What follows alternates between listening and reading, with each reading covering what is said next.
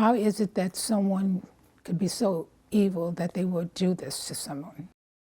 Protecting yourself and your money from the rise in digital scams. And it's a good feeling to go back and see healthy animals growing and living and thriving. Long Island's largest remaining duck farm making a comeback after a bird flu outbreak. Plus,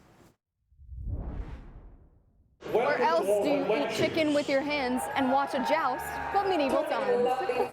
let's go back in time. It's your business, Long Island. I'm Newsday TV's Macy Egeland. And I'm Ken Buffa. We begin with some local business headlines. A North Fork real estate investor is planning to list a recently approved 88-acre subdivision. Judy Desiderio owns the property, which runs from Oregon Road to Long Island Sound in Cutchogue. The $23 million price tag comes with 8 residential lots and 60 acres of farmland that must be preserved. A West Islip pet shop is closing after nearly 60 years in business. BTJ's Jungle is shutting down February 1st. We're told it's partly because of health issues among the owners. And there's a new nonstop destination out of MacArthur Airport starting in May.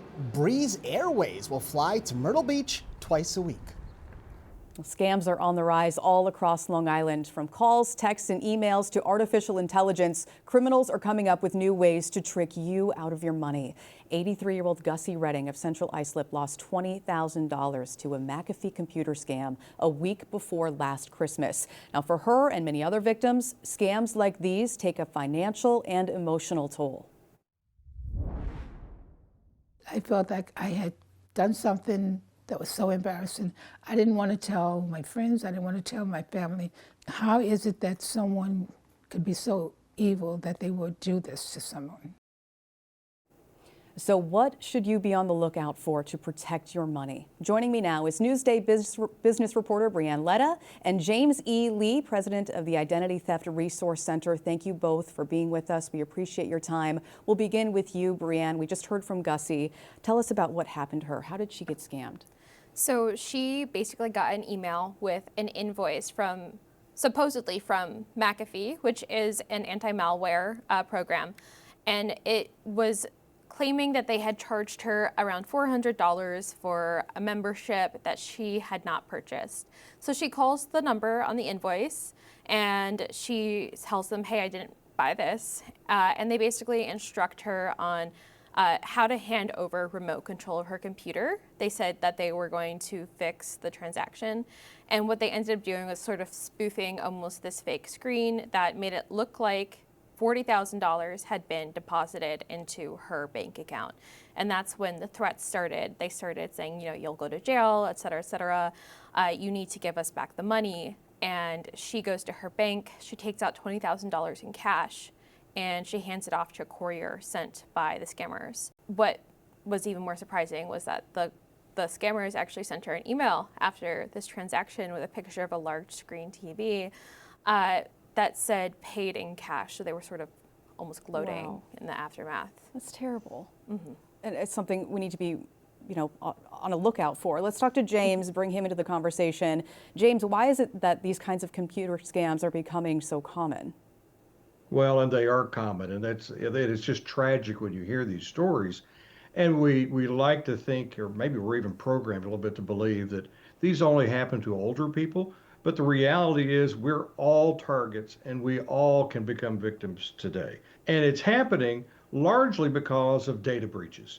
There's so much information available because of data breaches over the last 20 years that it's possible to impersonate just about any business, any government entity, any individual. And that's exactly what the bad guys are doing. All right, so James, you kind of mentioned this, older adults are not the only ones getting scammed. Younger people are being targeted as well. How so? Like, what types of scams are younger people seeing? Well, in particular with younger folks, it tends to be social media account takeovers. So they'll get locked out of their social media accounts, which sometimes they rely on that for income. Small businesses, the same thing. The other one that we're seeing right now a lot of is job scams. Mm-hmm. Now, a lot of people may have received a text offering them to, you can work an hour, make $500 in that 1 hour, and All you have to do is watch Netflix videos or something like that. So we've seen those texts, but they're actually worse than that. The really sophisticated ones are attacking both a business and an individual through fake websites, through spoofed websites that look like real company websites. It is incredible to see how they've evolved over the years, these scams. We know artificial intelligence is relatively new. Brianne, how has AI been changing the game when it comes to these scams?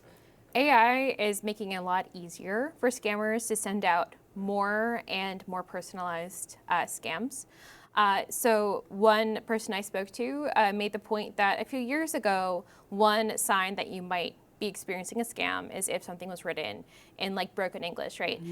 Because it was being sent by someone from out of the country. But now with AI, it's super easy to write something that's really convincing. Things just look more real. I mean, Yes. using the logos and everything too, it's definitely harder to spot these scams. So James, tell us, how do these scammers prey on their victims other than, looking convincing? Is it fear tactics? Like how are they getting their victims to give up their money?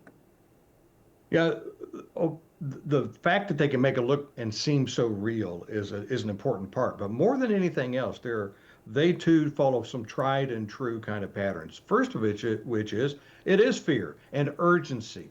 And the best thing you can do is to do the exact opposite, to take a minute, take a beat, and think about, does this really make sense? Is this really the business I'm talking to? Is this really the individual I'm talking to? Are they really asking me to do this? Just think about it and do a little due diligence and go to the real company. Go to the actual source that person is claiming to be. And more times, more often than not, it's not going to be real. It's going to be really obvious it's not real very quickly. You almost have to second guess kind of everything that comes into your email, your text messages. We've listed a few of them, James, of the types of scams we're seeing, but could you mention a few common scams that you're seeing lately for people? Well, we've already talked about the social media account takeovers, which is very prevalent, particularly on younger people, where job scams are the kinds we are seeing very frequently. We're also seeing just a wide variety of some form of scam delivered by text. Before we end, I want to go back to Gussie Redding. She has a piece of advice for all of us. Let's take a listen. I would just like to say to anyone that's hearing this, just be careful. Be careful about who you talk to. Don't let people, intimidate you to do something that you don't want to do. My thanks to Brianne Letta and James E. Lee for this conversation. We appreciate your time.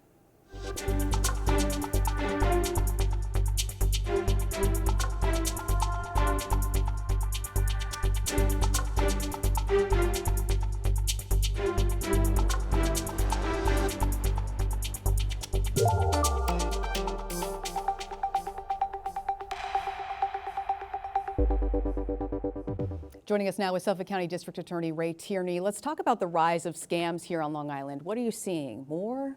Oh yeah, it's increasing unfortunately every year. I think last year in 2024, the FBI reported $16.6 billion in losses nationwide. That's a 33% increase from the previous year. And as your previous guests have talked about, the introduction of AI is only going to increase the number of scams and their complexity.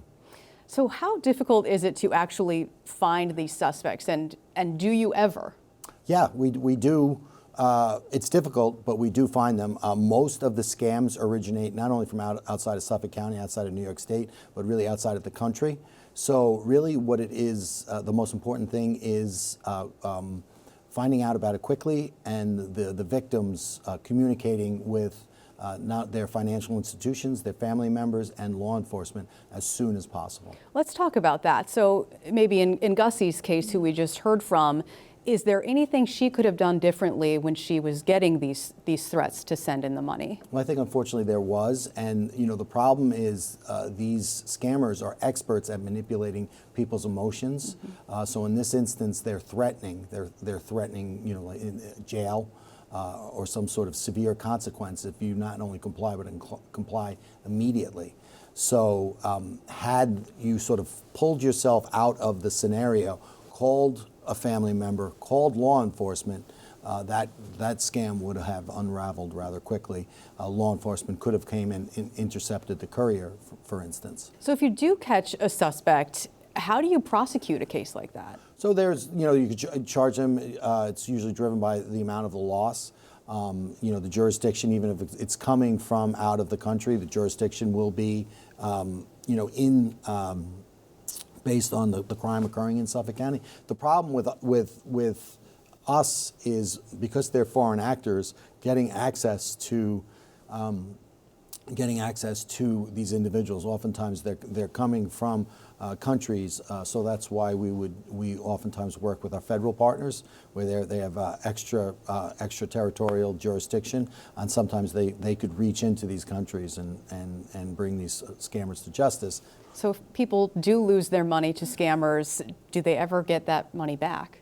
Yeah, there was one instance we had a Bitcoin case, and the victim realized rather quickly after losing the money that they had been scammed. They contacted us. We work hand in glove with the Suffolk County PD, so we got the necessary subpoenas out. We were able to claw back over $90,000 of the money that was taken. So it's about really the speed. Because the whole thing, that courier, as soon as that money comes to the scammers, it's transferred out of the account into other accounts and it's gone.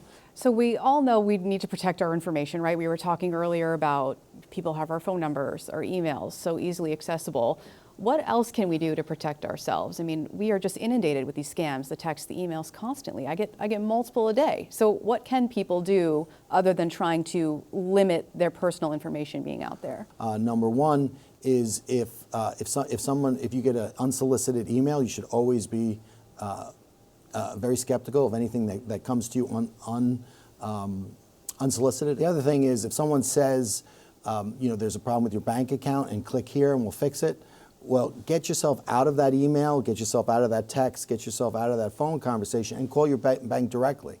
And then call your bank and say, hey, is there anything wrong with my account? You've mentioned how important it is to report these scams that you're seeing. Do you think it's possible that these scams are underreported because people are, frankly, just embarrassed and kind of feel that shame? Absolutely, absolutely. And that's, I gave that $16.6 billion. That's a portion of what's actually happening out there, because there's a lot of embarrassment, mortification, and there's a lot of people out there who get scammed and say, all right, I'm just going to move on, and it goes unreported. Yeah. So Suffolk DA Ray Tierney, thank you so much for your time speaking about this important matter with us. We really appreciate it. Thank you.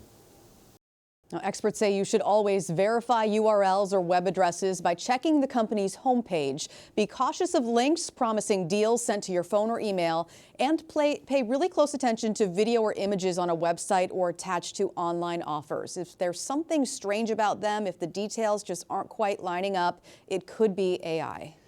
And many Long Islanders are looking to get their finances in order in the new year. Newsday business reporter James T. Madore tells us how to find the right financial advisor. Choosing a financial planner is as important as finding a doctor or a mechanic, because the decisions you make with this advisor are going to determine whether or not you can buy a house, send a child to college, or retire in your 60s. We spoke to Northport attorney Timothy J. Denon, who has been representing victims of securities fraud for decades, about how you should start your search for a financial advisor. I'd start first within your own circle, your family, your friends, co-workers, neighbors. Most people within that circle, they're going to have at least one or two people that have a financial advisor. And I'd speak with them and see what their track record is, see whether they're comfortable with that financial advisor. And it's important to start, I think, with people that you trust, that you have relationships with. So that's a good place to start. And then once you get a couple of names, you could start an internet search. Mr. Denon and two finance professors that I interviewed suggest that you go to these websites to vet the names that you've gotten from your friends and your close associates. These websites will give you information about the qualifications of the financial advisor, if they've ever been in trouble with a regulatory agency, if they've ever had complaints from their customers. For Newsday TV, I'm James T. Medore. Long Island's largest remaining duck farm is starting to thrive again after a devastating setback. Newsday's Virginia Huey has the story in Aquabog. You're listening to the sound of a comeback at Crescent Duck Farm in Aquabog. It's a good feeling to go back and see healthy animals growing and living and thriving. Owner Douglas Corwin can't help but smile when he sees his flock, now 12,500 strong, after suffering a devastating setback following a bird flu case in January. It totally shocked us at that point in time. After the mandatory slaughter of nearly his entire flock of 99,000 birds, Corwin's farm fell silent for the first time in its 117 years.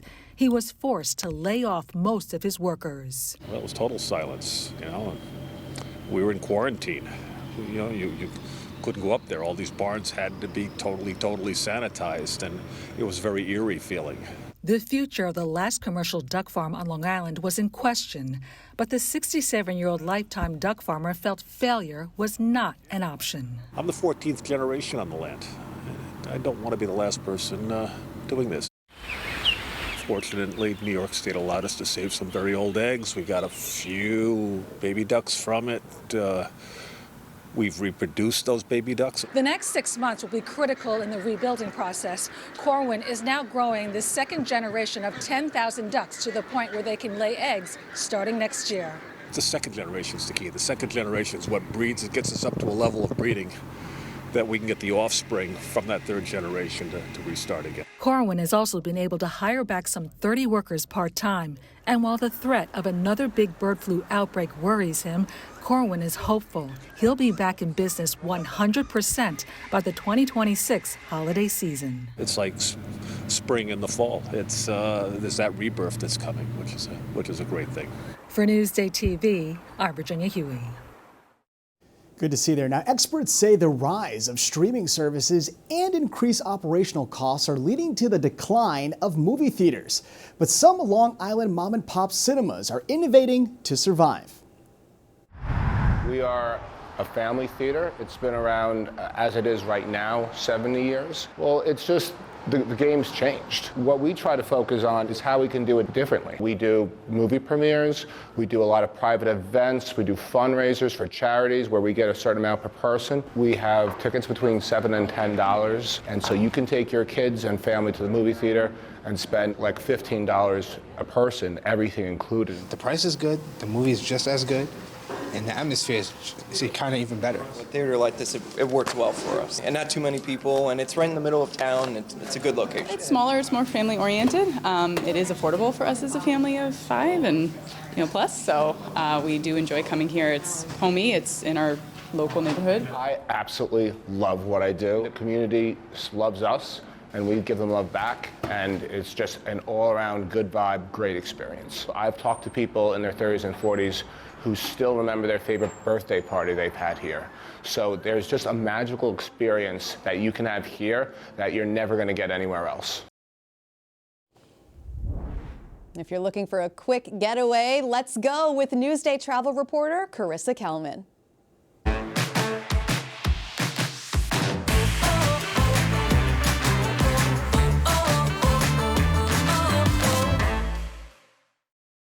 Or else do you eat chicken with your hands and watch a joust but medieval times?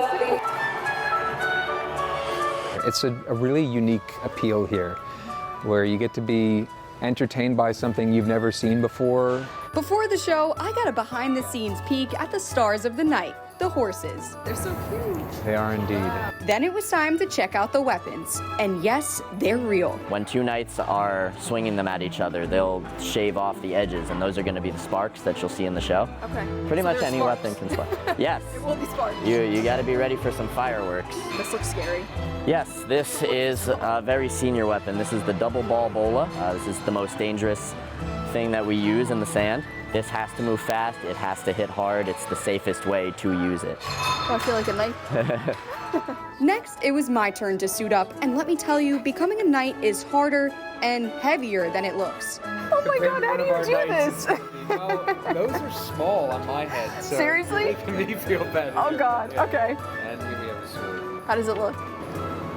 You look like you, with some training and a lot of eating, you might be ready for some... I need to eat a little bit more.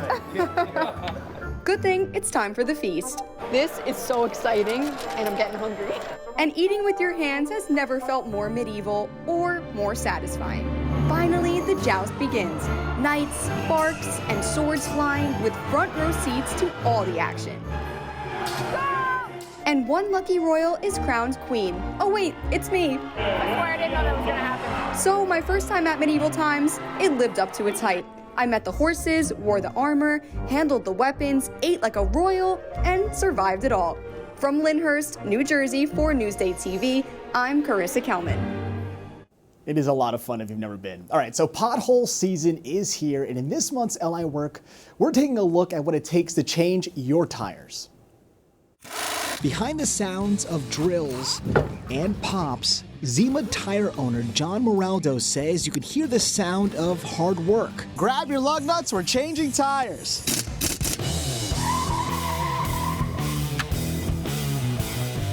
John Moraldo, owner of Zima Tire. Been doing this 40+ years, and I love the fact that customers are happy with the work that we do, and that's what keeps me going. As a tire mechanic, Moraldo says you have to be a jack of all trades. You need to be able to jack up all cars to not only fix their tires, but find any other ailments. How to fix the TPMS sensors, how to reset the vehicles when the lights are on, and also what cars have air shock, don't have the air suspension, and you got to change. Make sure you shut that off when you work on it. And if you're good enough, there's plenty of work to be done and plenty of hours to fill. 50 to 60. 50 to 60 hours a week? How many tires a week do you think you change? Let's say about 200 to 250. A week? Yes. So with that in mind, let's see if I can service like the best of them. All right, that's the spot. Going up and down. Look at my glove. Boom. I'm exhausted. Just a lot of muscle, man, but luckily I got plenty of it. See that? Oh, it took, what, 45 minutes?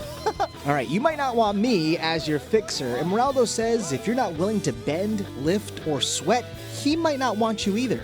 Somebody that's not going to want to labor. It's a laboring job. But if you can tough it out, you could be the one people count on after rubber meets road. All right, I know who I'm calling next time I'm stuck Someone on this else. side of the LIE. Not you? Someone else. It was back-breaking work. I was there for like 2 hours, and it was exhausting. Yeah. Big ups to those guys who could do it, because it was exhausting. All right, so let's take a look now at one Long Islander helping to keep our waterways healthy. My name is Jay Capone, and volunteering to me is using my actions and my talents to have a profound effect on my community.